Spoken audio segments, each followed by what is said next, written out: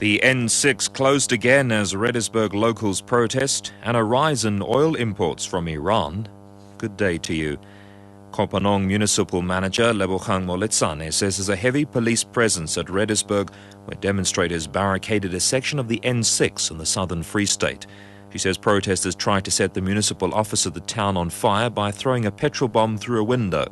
Some damage was caused to furnishing, but the flames were extinguished before any serious damage could occur. Political parties, the presidency and labour movement COSATU have generally praised late former Co-operative Governance Minister Shiceka for his hard work and commitment while acknowledging his faults. He died in an Eastern Cape hospital today, 6 months after being dropped from the cabinet for misusing public funds. Eastern Cape Agriculture MEC, Zoleka Trapa, is a former mayor of the OR Tambo district, which includes Lusikisiki, Shiceka's rural home. There are not many people educated from where he comes. As much as his father having passed over a long time ago, his mother depended on him. And their home in Tembisa used to be a welcoming home for all those who come from Ponderland, seeking employment, seeking school, etc. They were a great support.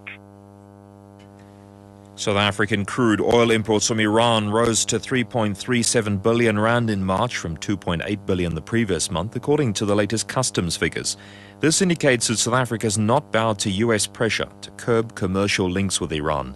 The Revenue Service says South Africa imported 506,000 tons of Iranian crude in March, up from just over 417,000 tons the previous month.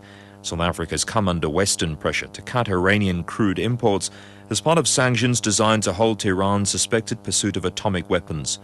Last month, senior energy and foreign ministry officials contradicted each other as to the status of Iranian imports.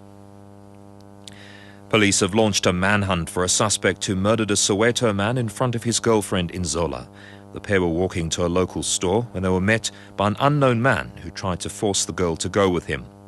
Police spokesperson K. Makubela explains what happened next.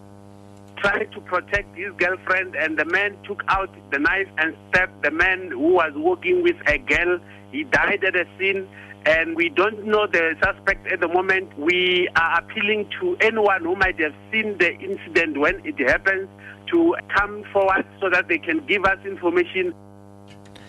The Melrose House Museum Trust has appealed to people to support the city's oldest antiques fair to be hosted at the historical building in central Pretoria tomorrow.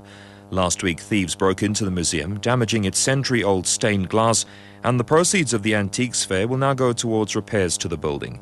Melrose House was used as the headquarters of British forces during the invasion of Pretoria in 1900. The peace treaty ending the Anglo-Boer War was signed there in May 1902.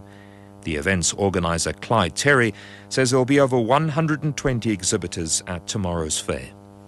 They had a break into the museum and they're needing to get the funds together to restore the stained glass that was damaged in the break-in. And they're in dire need of any funds they can get to keep this institution going. The Melrose House Antique Fair is open between 9 and 4 in the afternoon on the 1st of May. It is one of the most historical antique fairs in South Africa. 10 rand for entrance into the antique fair and the museum, or 5 rand into just the antique fair. A look now at the top story at 5 o'clock. The Kopanong Municipal Manager Lebogang Moletsane says there's a heavy police presence at Redisburg, where demonstrators barricaded a section of the